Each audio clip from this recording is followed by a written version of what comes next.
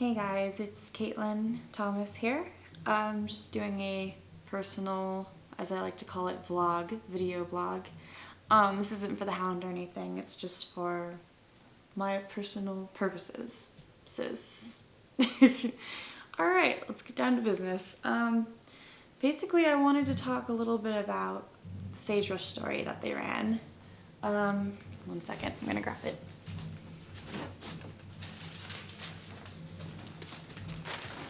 Okay, so this is a story about my abortion that the Sagebrush ran a CP on, and yeah, it was a good story. Don did a really good job. He basically just laid it all out and let you make the calls. I mean, I don't know, I would have liked a woman to have written it, and of course I'm a writer, so I see things that I personally would have written it differently. I don't know. It was just, she gave up her kid for adoption about 2 years ago, and I just had my abortion like 3 weeks ago, so it's kind of like, I just wanted to see a little bit more of a timeline, and I don't know. It was a different contrast. I don't know. I kind of felt like it was like the stripper versus the Christian, though, a bit. But yeah, this is the story, and it got picked up by the Huffington Post college, which was really cool. So, you know, I wanted to start an open dialogue about abortion, and I guess I accomplished my goal through that.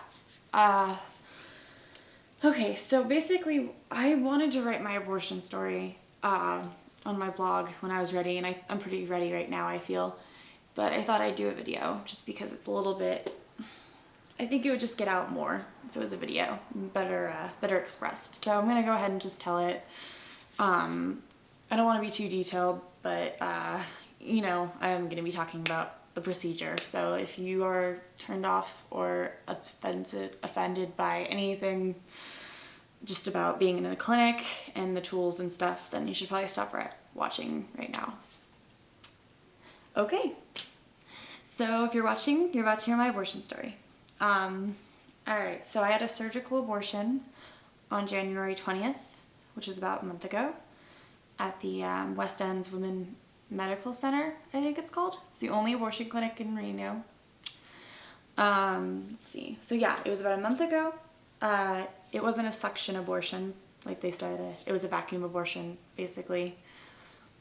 Yeah, they take I don't know what the tool's called, but they take something and they vacuum it out, basically, and it's really gross. I'm going to start from the beginning. I woke up at about 8 in the morning, which already sucks because I hate waking up early. I don't wake up early at all, ever. So, yeah, it was already a rocky start. So I got up at 8. My boyfriend at the time, he's not my boyfriend anymore, but he was then. My boyfriend at the time came over at 8:30. I had a 9:30 a.m. appointment, so, you know, I told him to stop at Bebo because I needed coffee. So I got some coffee, got back in the car, and I was kind of shaking a bit, but I wasn't really broken or anything. So about 9 a.m. we started driving over there. I was kind of silent in the car. We put on some music, and like the first thing that was on the radio station was this like preacher preaching. So that was kind of interesting and funny. So I kind of laughed at that. Let's see. Place is on Longley, or not Longley, it's on Tyrone Street, but it's by Medwood Mall. So we took the freeway over there. We pulled in really early, about 9:15, and there were a lot of protesters outside, and they had like this big sign that says "Abortion stops a beating heart," and yeah, it's kind of sad, and pictures of dead babies. You know, and they were yelling, and we pulled into the parking lot, and, you know, they stayed where they were supposed to stay, as I imagine their legal boundaries. But, yeah, I mean, those protesters are ridiculous. If you want to get a message across, I don't recommend screaming and calling someone a murderer. I only react to kindness, so if they had approached me kindly, maybe I would have talked to them about it, but, you know, when they're throwing rocks at you, it's kind of hard to take someone seriously. So basically, their plan backfired because I wanted to get in the clinic as soon as I could. I didn't want to be out there with them, so maybe they should work on that strategy. Anyways, it's like a $5 million abortion clinic, completely like gated, cameraed, bulletproof windows, all this crazy stuff. You gotta buzz in to get in. You gotta say your name and your appointment, like all this info. It's intense. So we buzzed in. They buzzed us in. Like the doors lock right behind you. It's super intense. And we went and we checked in at the front desk, and they gave me like 5 pages of paperwork to fill out about my med history. And everything was pretty normal in that, except there was one question that just said, how do you feel about the abortion? Which I thought was kind of strange. And all I wrote was, it's the right decision. I didn't really know how to react to that. So yeah, interesting. Anyways, they had flat screens in the waiting room, and it was all just CNN coverage about my abortion doctor is Dr. Stutz, and he's given over like 70,000 abortions, not even kidding.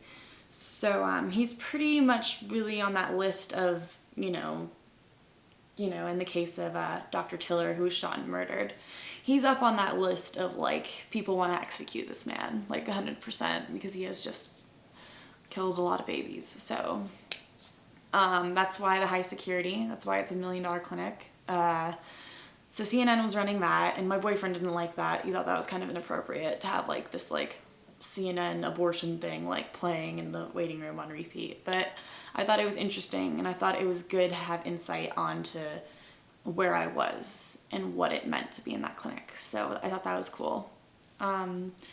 We waited for about 10 minutes. My boyfriend at the time, he signed off on taking me home because I was going to be under a lot of medication, so I couldn't drive. I was called in the back, and they told me to put my pants down a bit. They put gel on my stomach, and they did an ultrasound, and they faced the ultrasound machine away from you so you can't see anything, which I imagine is quite a good idea. But of course I just had to ask 10 questions and all that stuff because I'm retarded. So I asked the lady, the ultrasound technician, how far along I was.